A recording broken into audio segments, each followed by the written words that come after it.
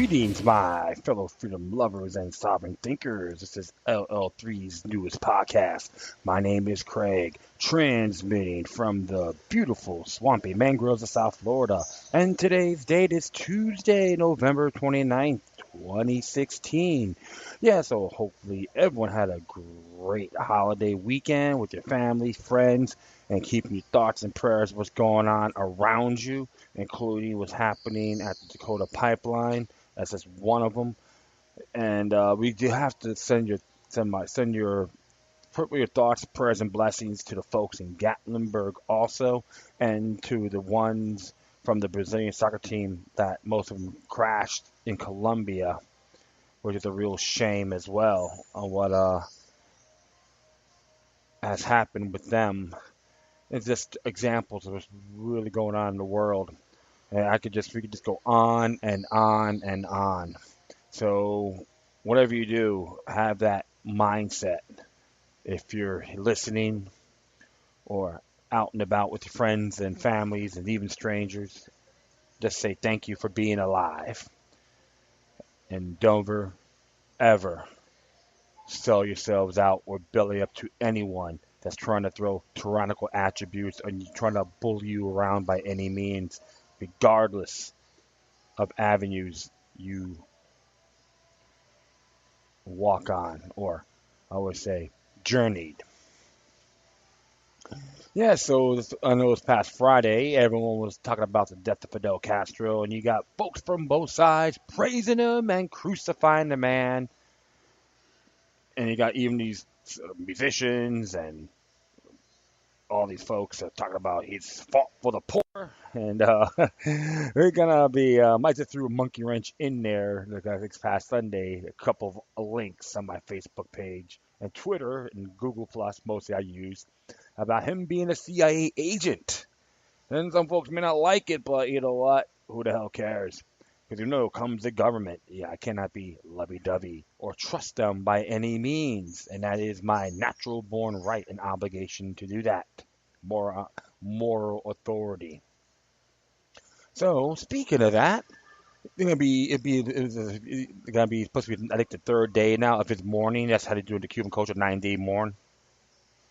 And just wondering what's gonna happen in that nation. And of course, it may be the same status quo. Many folks may be conditioned to say, yeah, he's a great man. And even though the buildings are being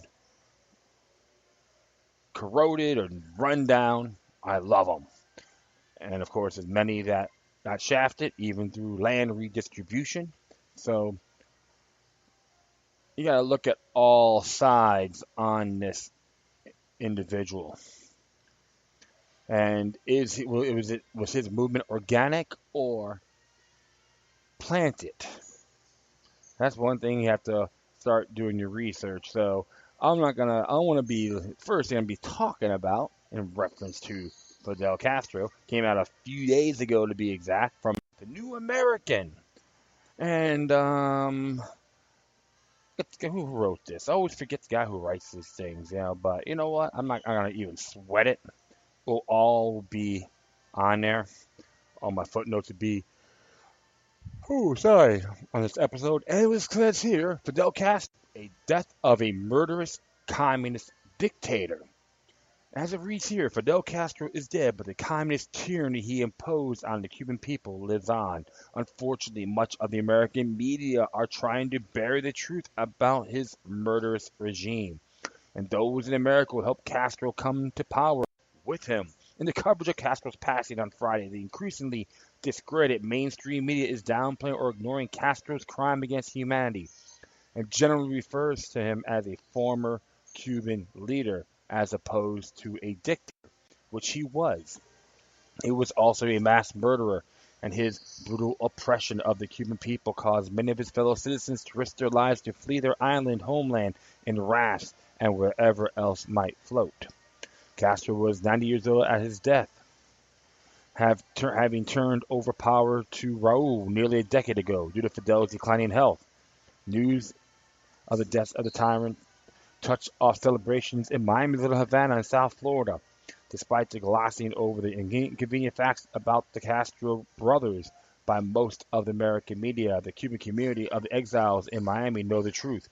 That is why they or their ancestors fled their Cuban homeland at some point since Castro's seizure of power in 1959.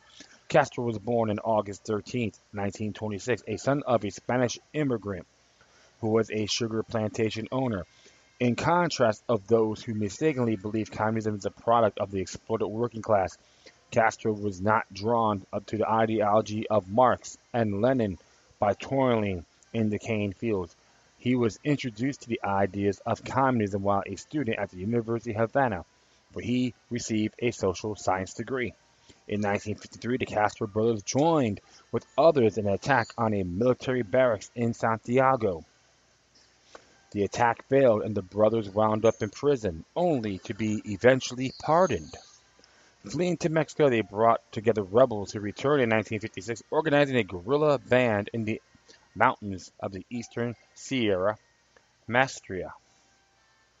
By January of 1959, Castro led his victorious rebels into the streets of Havana, where he established a new government. Fulgencio Batista, who had ruled Cuba for several years, had shortly before fled the country. The United States was among the first nations to establish diplomatic relations with his government. How did Castro done it? How had Castro done it? Castro's improbable taking of absolute power is largely the result of media reports by the New York Times and machinations by the U.S. State Department under President Dwight Eisenhower. Writing in None Dare Call It Treason, George Stormer explained Castro was supported by but a few dozen bandits and a handful of communists. In May 1957, when a career diplomat with a questionable record was named to head the Caribbean desk in the U.S. State Department. His name was William Arthur Wieland, according to a report prepared by the U.S. Senate's Internal Security Subcommittee. Wieland was a vice consul in Bogota, Colombia in 1948, when a young Cuban revolutionary Fidel Castro was a leader of communist-inspired riots. During the riots, Castro took over a radio station and announced, "This is Fidel Castro. This is a communist revolution." Wieland knew Castro's communist-supporting activities in Colombia, yet he was an instigator of an arms embargo against the anti-communist Batista's regime in the late 1950s. Wieland removed all anti-Castro diplomats from their positions, including American ambassador to Cuba, Arthur Gardner. Gardner has sent several reports to the State Department warning his superiors that Castro was a communist. When Earl Smith replaced Gardner, Wieland sent Smith to Herbert Matthews, a New York Times reporter, for a background on Castro. Smith later testified to the U.S. Senate after Castro's takeover. The three-front-page article in the New York Times early in 1957, written by editorialist Herbert Matthews, served to inflate Castro to world stature and world recognition. Until that time, Castro had been just another bandit in the Oriente Mountains of Cuba, with a handful of followers. In his articles, Matthews compared Castro to Abraham Lincoln and to Jose Marti, a hero of Cuba's War of Independence from the Spanish Empire. Abraham Lincoln. I know Thomas J. DiLorenzo will be insulted by that. I will continue on here. This was not the first time that Matthews had lionized communists, having written articles in 1936 in support of the communist side of the Spanish Civil War. Matthews assured his New York Times readers that Castro was not a communist, but rather a champion of liberty and democracy. Castro was, according to Matthews, a man who had strong ideas of liberty, democracy, social justice, the need to restore the Constitution to hold elections. Batista, on the other hand, was pictured as just another right-wing dictator. He was not alone among the American media in backing Castro during his rise to power. Edward R. Murrow of CBS Television produced a very positive documentary on Castro. Ed Sullivan, the host of what was then one of the TV's most watched variety shows, even traveled to Cuba and filmed an interview with the young revolutionary. 30 million viewers watched as Sullivan asked Castro, "You are not a communist, are you, Fidel? You are a devout Catholic, aren't you? Sullivan ended the documentary with an over-the-top endorsement of Castro. The people of the United States have great admiration for you and your men because you are in the real American spirit of George Washington. Wow. Hey, remember, television's an idiot box, my friends. Fantastic example of Edward Bernays' playbook propaganda. A year and a half later, Sullivan publicly apologized for his support of Castro when it became apparent that Castro was no George Washington. That's what happens when you jump the gun and polish apples at the same time, Mr. Sullivan. I know he may be dead now, but oh well. William Atwood of Look magazine wrote in March 1959, "We can thank our lucky stars that Castro was no communist." Dickie Chappelle of Reader's Digest even said in April of 1959, "The Cuba of Fidel Castro today is free from terror. Civil liberties have been restored and corruption seems to be drying up."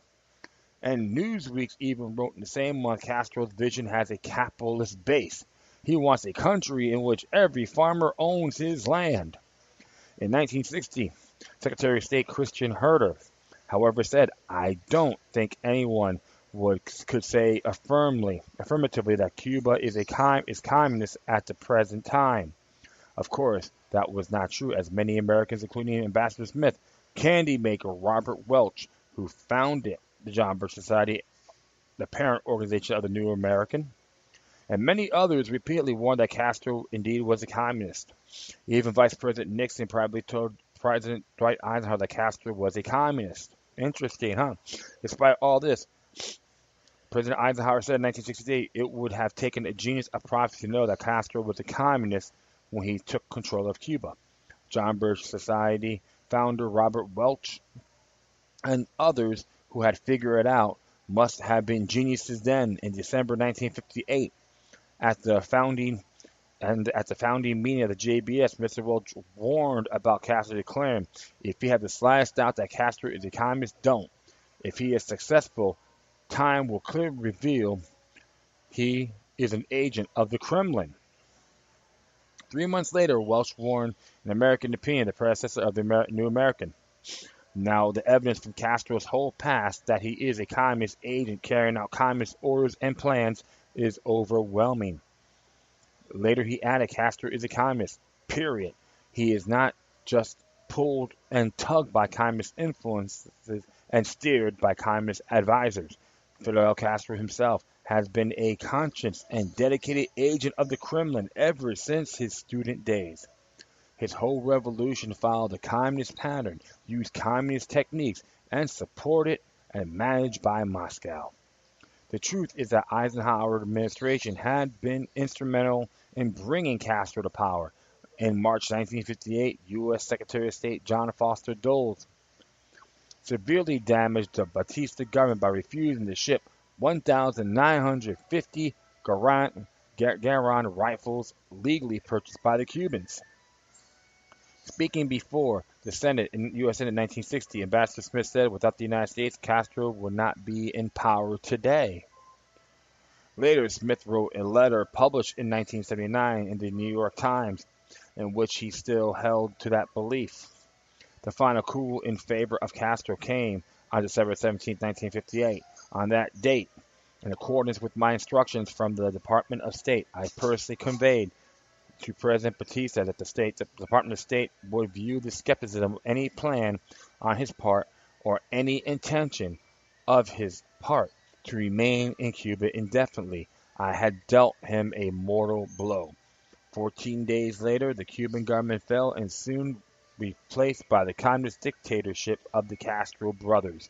This pattern has unfortunately been repeated many times, notably with President Jimmy Carter's understanding of the Shah of Iran and anti-communist Atanasio Somoza in Nicaragua.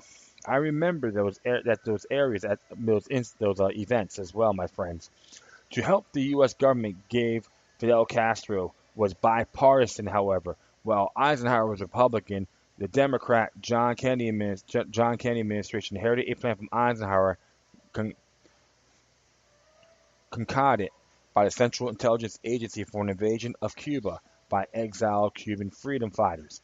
Kennedy approved the plan with some modifications, promising to provide an air umbrella to keep Castro's Air Force out of action, but that did not happen, and 1,400 Cuban exiles landed at the Bay of Pigs in April 1961, knowing that he would not have that air cover. CIA radio broadcasts were also promised to alert over 100 underground operations, but they were never transmitted.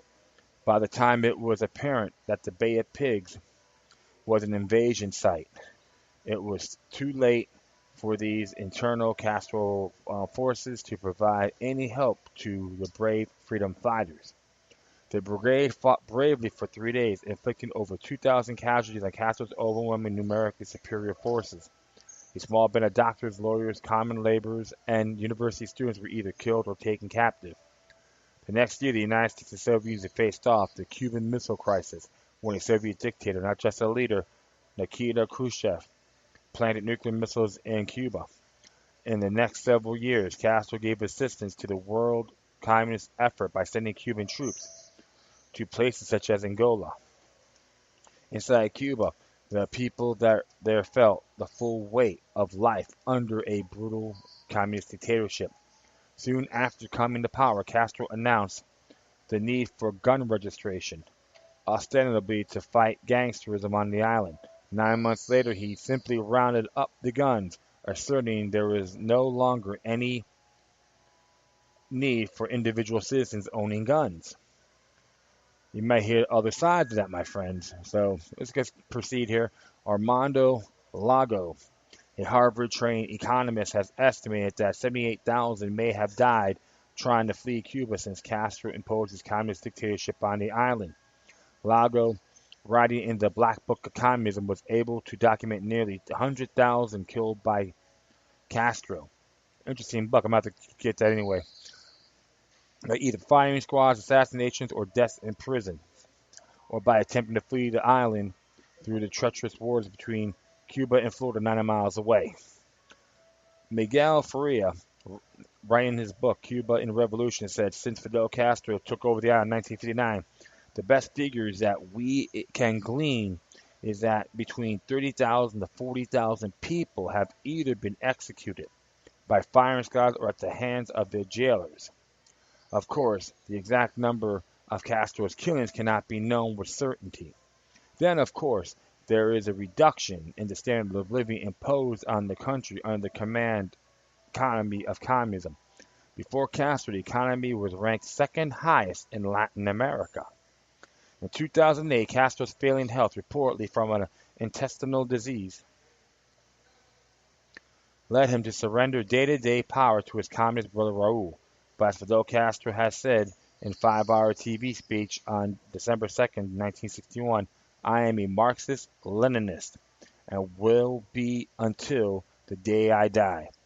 That was certainly true, but in his path to power, he had hidden this belief for some of his followers who actually believed he was for liberty. He explained his lie was necessary because otherwise we might have alienated the Borgosias,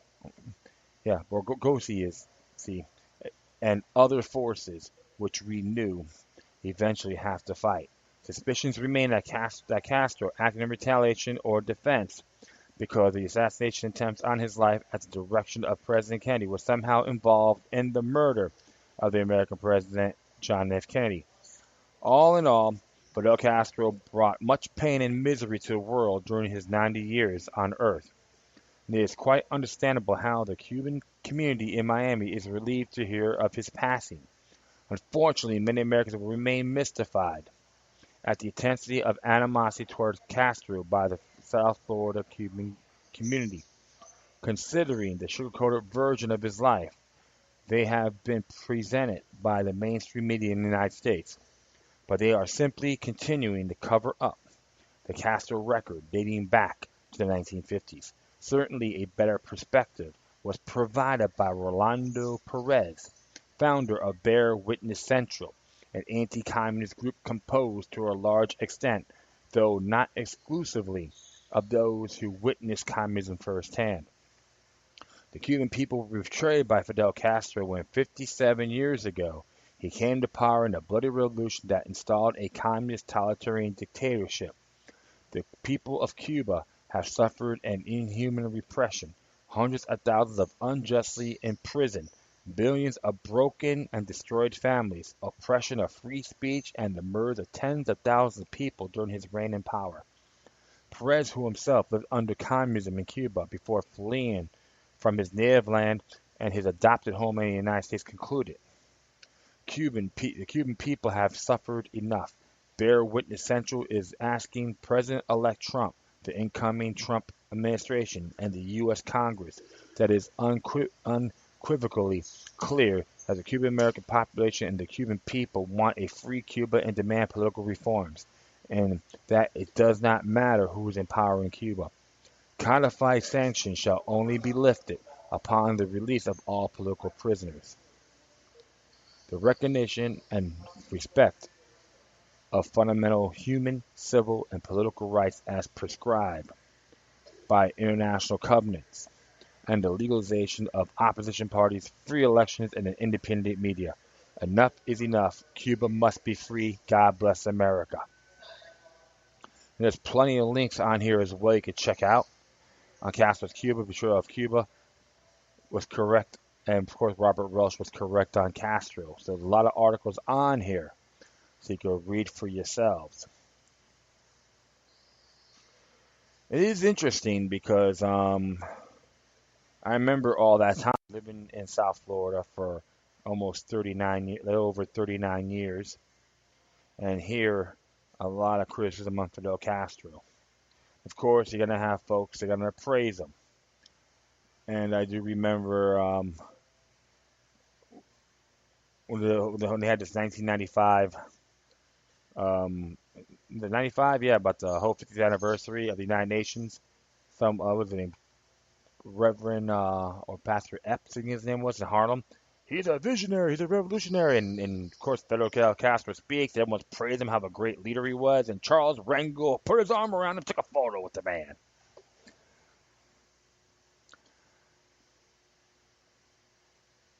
So now he's dead, right? He's passed. Now what? The Cuban people in that island gotta make their own decisions. Right now, things have opened up little by little.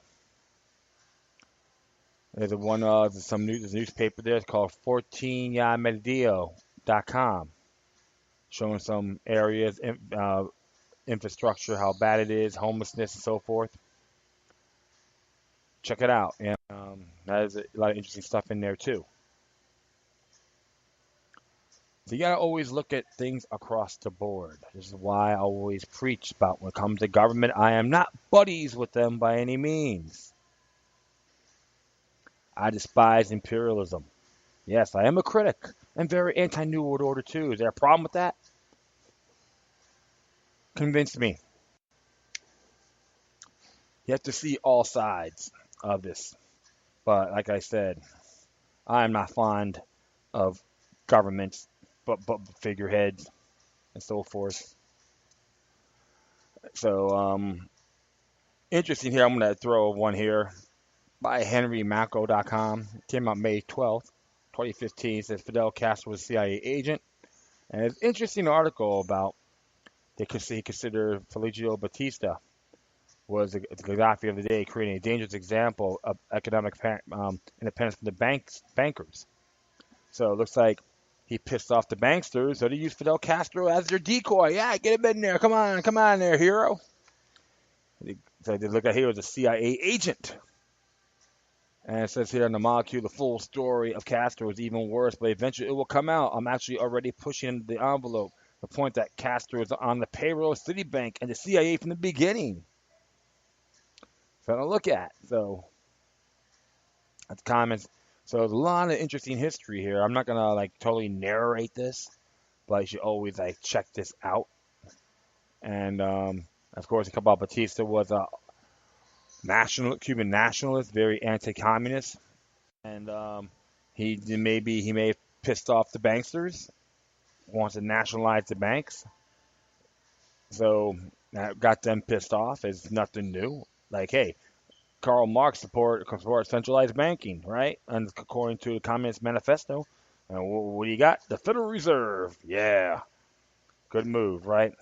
So a lot of questions on here. So definitely I'll put this out. I'm gonna definitely add that in there. And another one I'm gonna add too, as a PDF format by MilesWMathis.com. 10 pages of Fidel Castro, a CIA agent. And it's interesting, this came out January 1st of this year, and it's based on the research, and it claimed that he was a Spanish Jew. And I'm not going to go Jew bashing by anything like that, but it looks like he may be tied to the allegedly Jewish criminal network. And just to let you know on some of the research here, it's not from, to let you know, this is not from Stormfront, but from a book by respected mainstream journalist and historian Patrick Samus. And of course, he was involved in movies, and many people here may like have praised him or admire him, including Ted Turner, Jack Nicholson, Danny Glover, Henry Belafonte, Steven Spielberg, Chevy Chase, Leonardo DiCaprio, Vanessa Redgrave, Robert Redford, Dan Rather, Peter James, and Oliver Stone. Hey, see, so folks, you gotta look at this. And of course, you talk about him. His mother was a French Catholic. Is it? Let me see here. No, that's not it. Sorry about that. So, and stockbroker Louis Stevens. Okay, there's a lot of claims here, and shows you about the Bay of Pigs. How come on the western panhandle of that nation they went over, instead of attacking from Havana, they went to the Bay of Pigs, which is the opposite end of that city. So it doesn't make any sense. And of course, you got a lot of stuff here. Yeah, folks, you just look at it yourselves. It's interesting.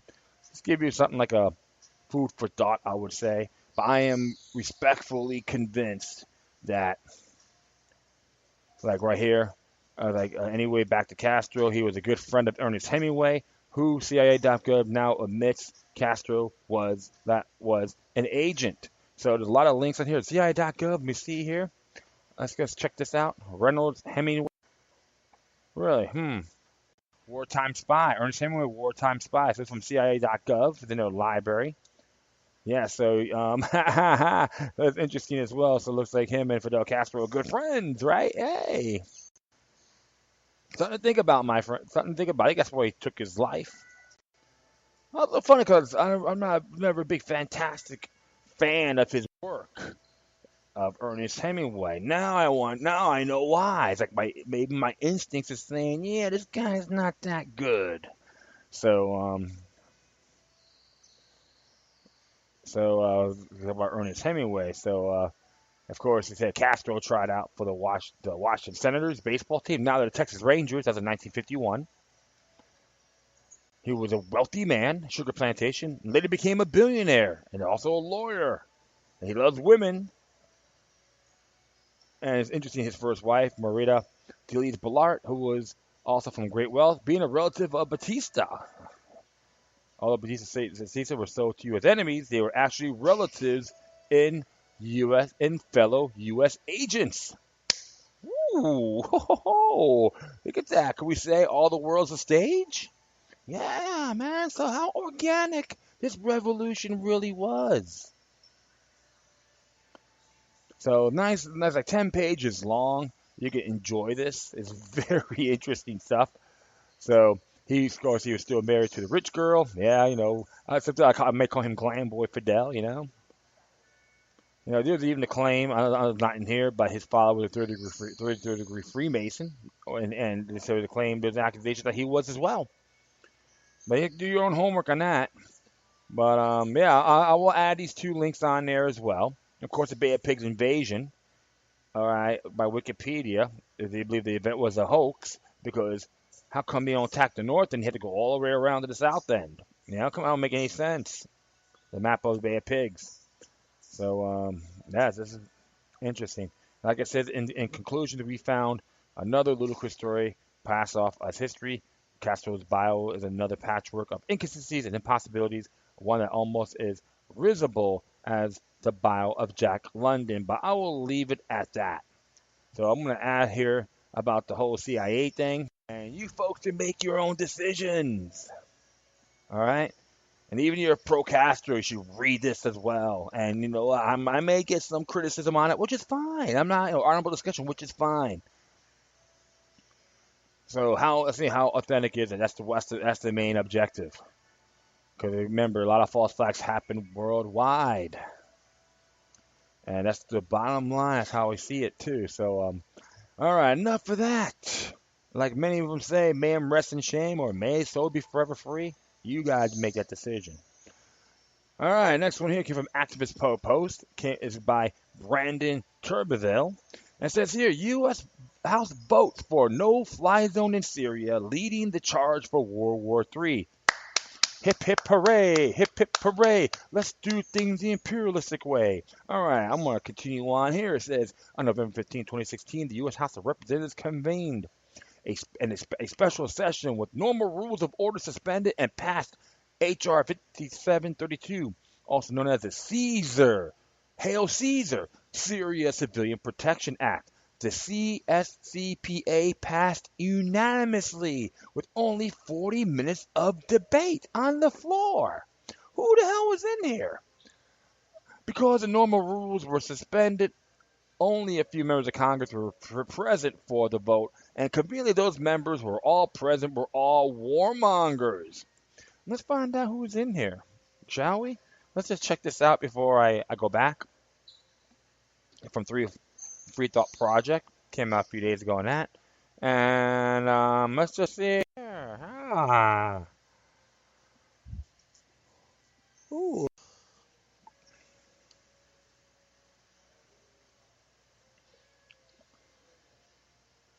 Yeah, let's just check this out, see what they got. Might have to look at this a little bit later. Of course, so all the warmongers support a no-fly zone carries a declaration of war. I think all the asswipes in there need to go on the front line. Let's see how these old bags of can handle it. They sound real macho and manly and brave warriors because they push a pen and their wrist hurts. So I'm gonna check this out a little bit later, but I'm gonna continue on this, and it's unanimously. Oops, sorry about that. Maybe scratching the mic there. And so we'll continue on to see the CSCPA, of course, is a bill that both toughens the sanctions on Syria and calls for the creation of a no-fly zone. In the terms of the new sanctions, the bill would impose new penalties and sanctions on entities doing business with the Syrian government, military, and intelligence. The legislation also requires the president to report to Congress regarding the viability of a no-fly zone over Syria.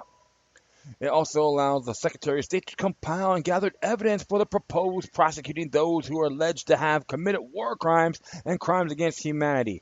This, of course, is all based upon the assumption that the Syrian government has committed such crimes and that only the Syrian government has committed them. Among the members present who engaged in the 40-minute of debate were Ed Royce, Republican from California, Eliot Engel, Democrat from New York, Eileen Loss Lytton, Republican from Florida. Remember, she's the one that hated Castro, but she supports this.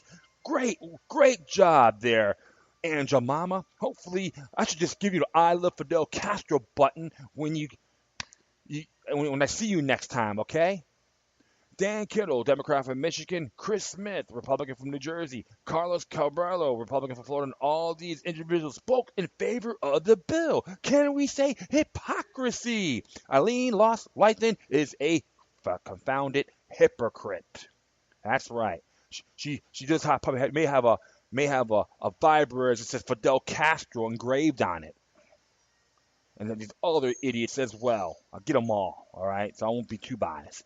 And the establishment of a no-fly zone is a tantamount to a declaration of war, such as even been admitted by the top U.S. generals when explaining what a no-fly zone would entail.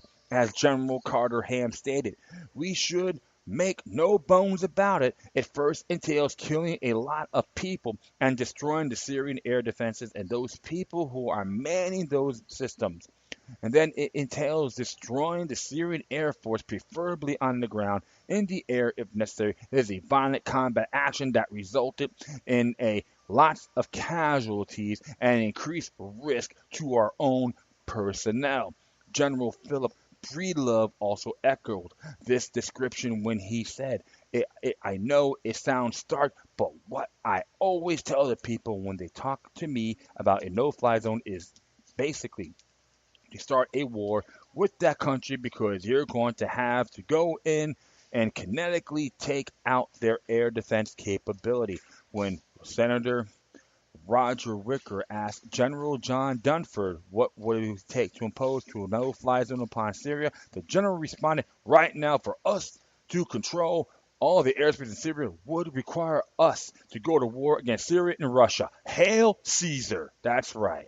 Notably, the bill is named after infamous Caesar fraud, an alleged former Syrian military photographer who was allegedly tasked with documenting the Syrian government's alleged war crimes by the Syrian government. It is claimed that Caesar has had a Damascus Road conversion and could no longer take the pressures out of his job and subsequently came clean to the world and exposed the Assad government for its alleged crimes against humanity, coming at just the right time to ignite outrage and the indignation in the day's American public, as virtually every other report and incident in Syria attempted to do since 2010, and alleged the Syrian defector allegedly provided thousands of photographs revealing what mainstream propagandists called a smoking gun of Assad's humanitarian crimes.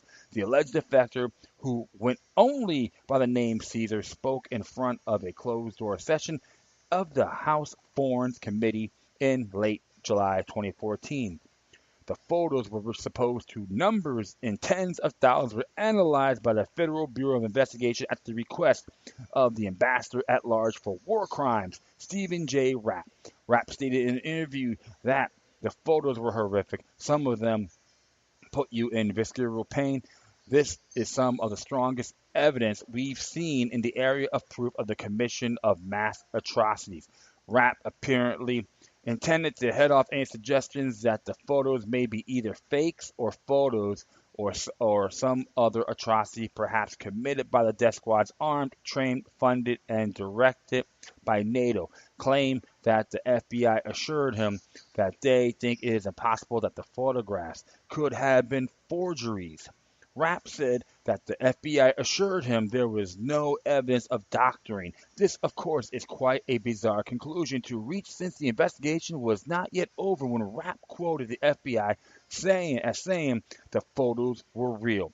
Thus, one must wonder if the FBI had determined the veracity of all the photographs before even opening the packages they came in. As Michael Iskakov wrote for Yahoo News, the story behind the photos begins in March 2011 when Arab Spring protests against the Assad government swept through Syria and the military began rounding up suspected descendants. Caesar, a military police officer who assigned to lead a team of 11 photographers whose job was to document the deaths of detainees brought to a military hospital from 3 detention centers around Damascus. By the summer of 2013, Caesar has told investigators he was so sickened by what he was seeing that he made contact with Syrian rebels. I can't do this anymore, he told them, according to David Crane, a former war crimes prosecutor of Sierra Leone, who spent hours interviewing Caesar as part of a separate review of the photos commissioned by the government of Qatar. Caesar been smuggling his photos to the rebels, providing them with thumb drives concealed in his shoes, Crane said, to protect his family. Caesar faked his death, staging an elaborate funeral before he escaped from Syria in August 2013. He is now in hiding in Europe. The photos, according to Crane, document an industrial killing machine not seen since the Holocaust. They show corpses, some of them lined up in a warehouse. Many appear to be victims of starvation, their ribs protruding from emaciated bodies. The Syrian government claimed most of the photos as fake and has stated that it believes many of them to be pictures of dead terrorists who were killed in battle. The Syrian government suggestions are entirely plausible and, indeed, quite likely to be true. Remember, NATO has attempted to frame the Assad government for a number of war crimes and atrocities that later turned out to be handiwork of the terrorists funded by the NATO itself. The Gouda chemical weapons attack, the famous Holla massacre, and a number of other atrocities all come to mind instantly. Unfortunately, in a gross insult to the victims of the Nazis, the Holocaust Museum placed a number of these photographs on display for propaganda purposes, an obvious attempt to dredge up memories of the Holocaust and paint Assad as the new Hitler. Same old song and dance, right, my friends? Such ridiculous comparisons were made for the first and second time. This cynical display of propaganda was pushed by the mainstream media outlets. As it was then, there remain a number of reasons to question the photographs, reports, and defectors presenting the smoking gun against Assad being dreaded up yet again. 1. The Gulf of Feudal Monarchy Qatar is the sponsor of one of the main reports and reviews of the photographs.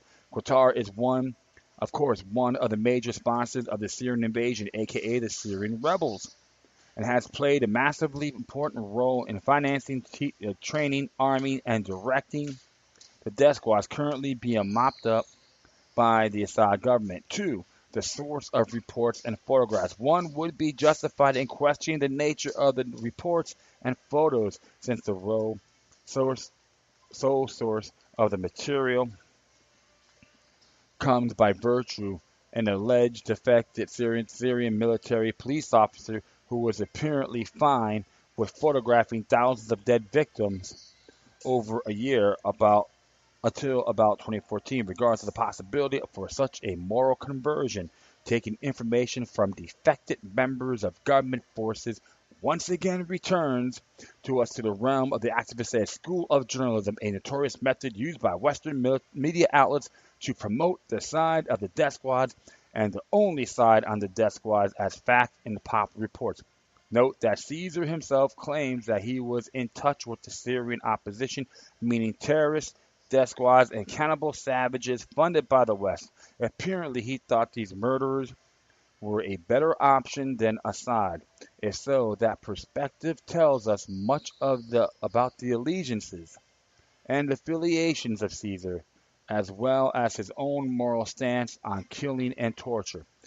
3. Caesar, reminiscent of Curveball.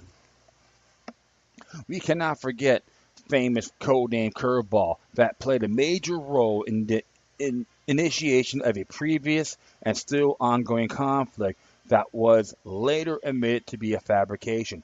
Being fooled by the same type of propaganda twice in 11 years is indeed a humiliation too great for a country to bear. 4. Past claims, Assad's crimes against humanity. It is important to remember past experiences with Western charges against Assad for alleged crimes against humanity, all which turned out to have been committed by the death squads, not the Syrian government. From the Hala massacre to Gouda chemical weapons attacks, the Syrian government has been exonerated by all credible evidence. The death squads, however, have been proven guilty by virtue of their videotapes and YouTube accounts, some of the most horrific acts imaginable, while many innocent people have no doubt been killed in the crossfire between the military and the death squads. The Western media has done everything in its power to place the blood of each and every death inside Syria in the hands of the government. 5. The possibility that the death squads could have killed the victims shown in the photographs, that the death squads are themselves the victims, or that the photographs contain a mix of the two. The victims shown in the report have been clearly abused and starved. However, before jumping to conclusions about just how these unfortunate individuals met their fate, perhaps it would be a good idea to look back at the context of the victims. As mentioned earlier, the death squads operating in Syria are no strangers to crime against humanity, murder, and torture. In fact, they have both been the initiators, such as the depravity, and overwhelmingly the largest perpetrators of it. Furthermore, the fact that the victims were starved does not necessarily mean that they were starved by the government. Indeed, it is important to remember that due to the under siege of government cities, both by the military and the death squads, as well as due to death squad cruelty and attempted cordoning off of specific areas, food shortages has been serious concern in some areas for some time. There is also plentiful evidence of death squad groups killing innocent people and shipping their bodies to places where cameras are set up, waiting for the recording of the propaganda piece. The Gouda chemical attack is just one instance in which innocent civilians were captured and killed by the death squads as used as stage props for propaganda purposes. Indeed, it is also important to remember that the death squads themselves are quite adept to keeping prisoners in atrocious conditions. Remember, it was reported not too long ago that the Syrian military was able to free a number of captive Syrian women from the hands of death squads who had kept them in captivity in underground tunnels for months and for the purposes of using them as sex slaves. It has happened so many times. Okay, 6. The photographs were conveniently released just 2 days before the Geneva II peace conference meeting on Syria for the first time. They were conveniently released again as the United States and NATO began seriously considering a buffer zone in Syria. After the reaction of the invitation to Iran to attend the peace conference, the Qatari-funded report regarding the photographs was just released 2 days before the peace conference was scheduled to take place. With such evidence being studied and analyzed and a report being compiled to believe that it was only a coincidence that the information was released 2 days before the conference is absurd. If this evidence was real and of such grave importance, why did world leaders only learn of its day before the peace conference? If world leaders knew, why it takes so long to hear about it? Now, as the United States and NATO eye for a no-fly zone in Syria, again the photographs report, and Caesar himself are being recycled, complete with the exquisite Hitler references during the run-up to the implementation of the buffer zone, this time initiated by Congress, ordering the president to move in this direction. Indeed, the convenience nature of this report for the NATO and GCC agenda to destroy Syria and overthrow Assad is such that that precludes its honesty. 7. Involvement of color revolution NGOs. Caesar's entire trip to the United States was organized and facilitated by the Coalition for a Democratic Syria, an organization that has very close ties with the National Democratic Institute, a subsidiary for the National Endowment for Democracy, both groups being notorious color revolutions and operations. The NDI website states that the NDI works with a number of established political parties and emerging movements on party development and organizational structures. The institute includes partners in the Damascus Declaration, the People's Party, the Building of Syria, the State, the Kurdish Youth Tenaneskiyat Union, the Ahrar Party, the Muslim Brotherhood, the Democratic Platform, the New Change Trend, the Syrian Democratic Coalition, and the Yeki Party, as well as many orders. Can we say NDI is another New World Order organization? Absolutely. Hey, hallelujah, right? It is notable that the CDC's website contains a number of pictures of Syria with the green, white, and black flag to the death squads and their smokescreen moderate faction instead of the red, white, and black flag of the Syrian government. The NDI website also admits funding terrorists in Syria, albeit through very couched terms. It says the NDI has built long-term partner relationship with the Syrian organization since 2005, working with more than 1,200 Syrian Democrats in an extensive network of civil society leaders and opposition activists. Through 2010, NDI assisted a Damascus-based civilian society organization and resource center.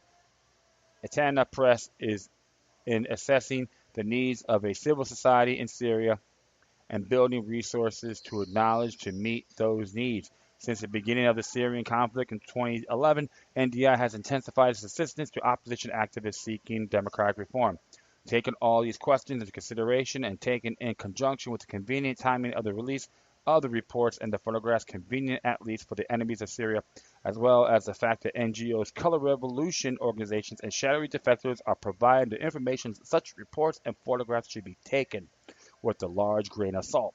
The Western media has not only been wrong, but has lied on so many occasions in the past that it cannot be expected to tell the truth now. Unfortunately, the fact that such propaganda is easily disproven does not necessarily stop it from being used or even stop it from working. The United States NATO war machine is dying, but it is beginning to lash out in panic and desperation. It is times such as these that the danger of war is greatest. If Americans have any concern for the lives of countless people overseas, or even if they have mere a sense of self-preservation, they will begin to speak out immediately. Thank you very much. And I am one of those individuals. I love to speak my mind on these areas. And that's why we got people like Eileen Lost Lighton and the lackeys that supported this proposal. I want their asses on the front line.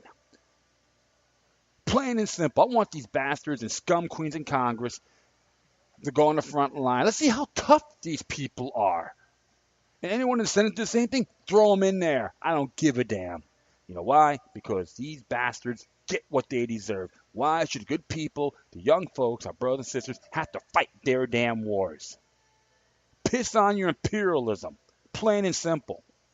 You bunch of cockroaches that you are. That's all I have to say on this. You know, I could rant on and on and on, but you know what? I'll be digressing the hell out of you folks. I don't want to do that, all right? So forgive me.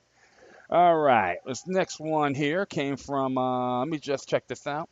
It came from dw.com, Welly, and I got this from Newsbuds, which that's a great site. It's 100% funded by the people. Please check them out, newsbuzz.com, and great folks on there. Sabelle Edmonds and Kurt Nemo. James Corbin's on there at times too, and go there, check it out. You won't be disappointed. They're part of the media wars, okay? So and now people have to realize that the independent news networks are whipping their asses. ABC, NBC, CNN, MSNBC, Fox News, all these dumbed down, stagnant, bobble-headed networks are freaking out. And they're the ones who are complaining about, we got to censor these other sites, you got fake news. You know what? You guys suck at what you do. That's why your credibility is going down the drain. So I know I'm ranting here. However, so we just got to go right here. It says Germany planning to massively limit privacy rights. And this came out a few days, like 4 days ago. And this says here, a draft law released by the German Union for Data Protection, DVD, this week revealed that the Interior Ministry was proposing to drastically limit the powers of Germany's data protection authorities, banning them from investigating suspected breaches of people's medical and legal records. They probably got this from the Adolf Hitler Third Reich playbook, I would say, right?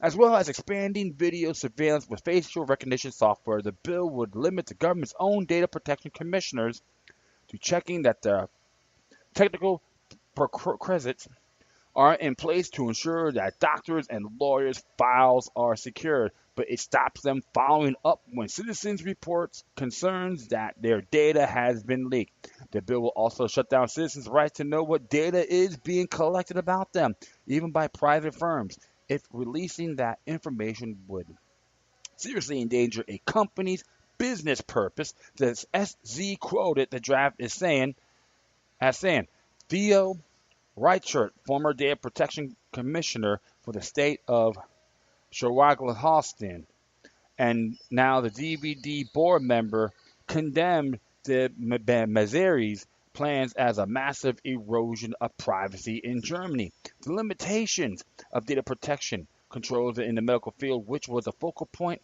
of the data protection authorities up until now, is simply a disaster, Reichert said in the statement, adding that the ministry bill was further proof that the data protection is not currently seen as relevant by the government. DVD chairman Frank Spangy described the law as a data protection prevention law and called on the Justice and Consumer Affairs Administration, the Economics Ministry, and the Science and Research Ministry to intervene on behalf of the people's civil rights. Flat condemnation. The law, which aims to implement European Union Data Protection Directive set to come into force in 2018, was roundly condemned by the DVD, though it acknowledged that it was an improvement on previous drafts that the Interior Ministry has presented. And yet, the draft contains old, in some cases, new European law breaching an unconstitutional and unacceptable regulations, the organization said in the statement before singling out the lack of any regulation protecting professional discretion among doctors, psychologists, and lawyers. There was also criticism for the Federal Data Protection Commissioner Office, which is BFDI. Commissioner Andrea Bossoff, also a member of the Demarais Christian Democratic Union, said the plan would make control by the BFDI in many sensitive areas, for instance, health insurance companies, job centers, or other social service operators. Almost impossible and is not acceptable. In an email statement to DW, Boshoff also criticized the ministry's plan not to give the BFDI any power to sanction security forces for personal data breaches, a key directive in EU data protection law. Right to know, perhaps more contemptuously, the draft allowed the government to deny people the basic right to know what personal data is being collected. The release of data endangers public safety and order or disadvantages of the well-being of the country or in the state in another way. This was particular irritation of the DVD, which described this right as the Magna Carta of data protection, said that considerations of national security and business secrets were not a strong enough reason to corrode that right. The irony is that the EU directive that this draft is meant to implement was actually designed to improve data protection for citizens, even though it offers a lot of leeway for interpretation by member states. Lena Ehrig of the Federation of German Consumer Organizations, or VZBZ, told the SZ paper that the new German law would have the opposite effect of that intended by the EU. In other words, it would not stop telecom companies passing on customer data and using it for other purposes. The German cabinet is currently in discussion with Bossoff about the Interior's ministry plan. Other state data authorities that DW contacted did not want to react publicly for the proposals until they had agreed on a joint response. Woo-hoo. What can we say about that? Brave New World, right? Very good example. What's going on in Germany? Brave New World, my friend. Wow, man. Sometimes I just scratch your head. They try to like do the sugar coat, sell you a crappy pair of underwear, and instead it looks great and it's like hanging, it's elastic spread wide open, stretched out. Oh, you look fantastic in that. That's what these idiots trying to do. You know what? I'll tell them to stick it up their rectum as far as I'm concerned. Bunch of fools that they are. Yep, you know, that's what happens when you're in that realm. You try to get brainwashed and they get dumbed down and stagnant. So I think the German people need to give them the big middle finger.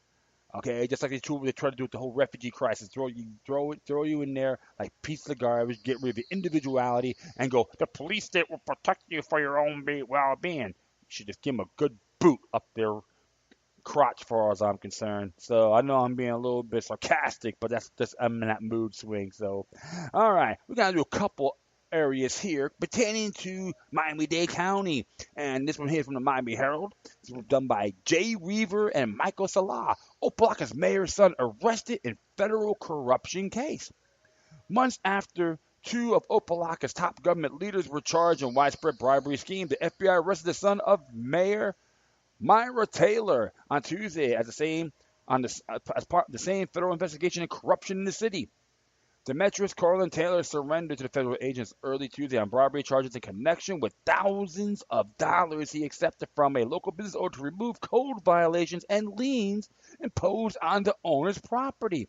Taylor, who does not hold an official position with the city, is expected to appear in court at 2 p.m. in cooperation with investigators. Is one of the largest public corruption probes in Miami-Dade in decades. How come the damn county's not doing anything about it? Bunch of idiots that they are. The mayor is accused of shaking down business owner Frank Zambera for $2,500 in cash last year for Taylor agreeing to use his influence to remove the violations so Zambrana could get his occupational license to open his heavy equipment repair service. David Chiverton, a former city manager, and Gregory Harris, a public works supervisor, have already pleaded guilty to conspiracy charges. Chiverton, 52, was sentenced to 3 years in federal prison last week. Harris is awaiting sentencing.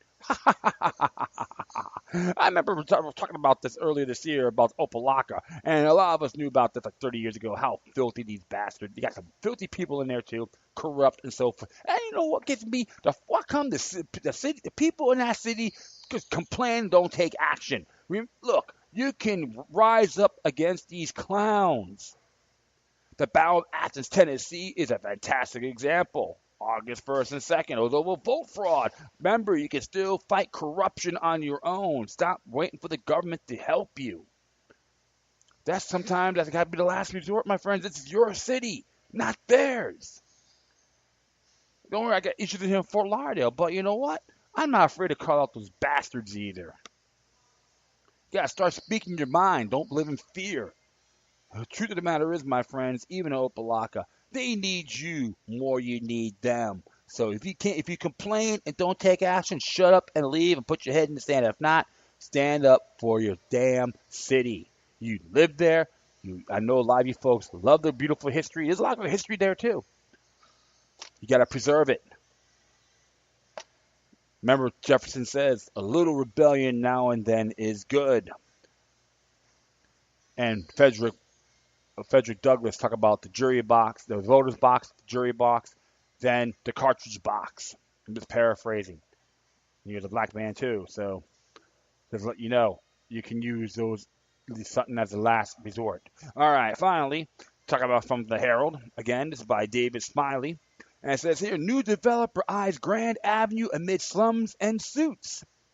A massive but dormant development project has been long fostered hopes of revitalization and fears of gentrifications. It's like a tongue twister there. In Miami's historically black West Grove could be resurrected by one of the city's more prominent builders. Terra Group, which boasts $4 billion of new development under its belt, is attempting to purchase dozens of parcels along Grand Avenue for $35 million. But the Miami Herald has learned the deal took a year to work out and has been in writing since late June, but has been held in limbo by a civil war among partners who've tried for years to sell an assemblage of vacant lots and apartment buildings between Plaza and Margaret Streets.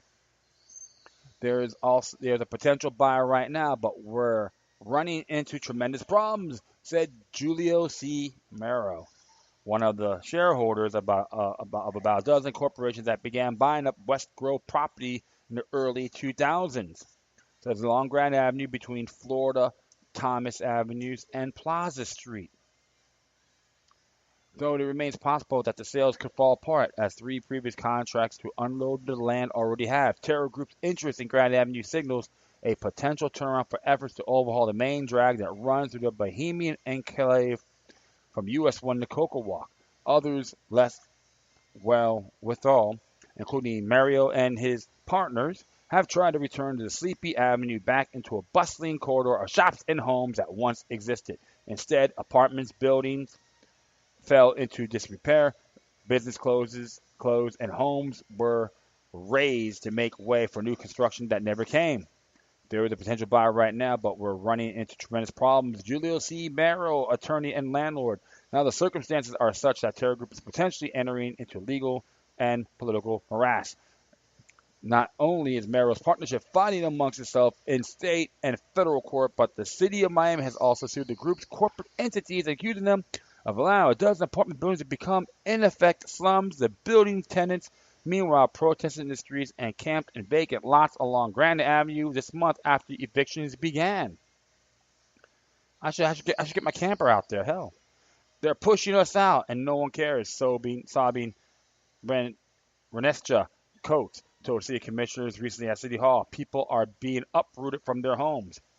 With a sale pending, the city itself inserted itself into a situation in July by suing Merrill's corporations.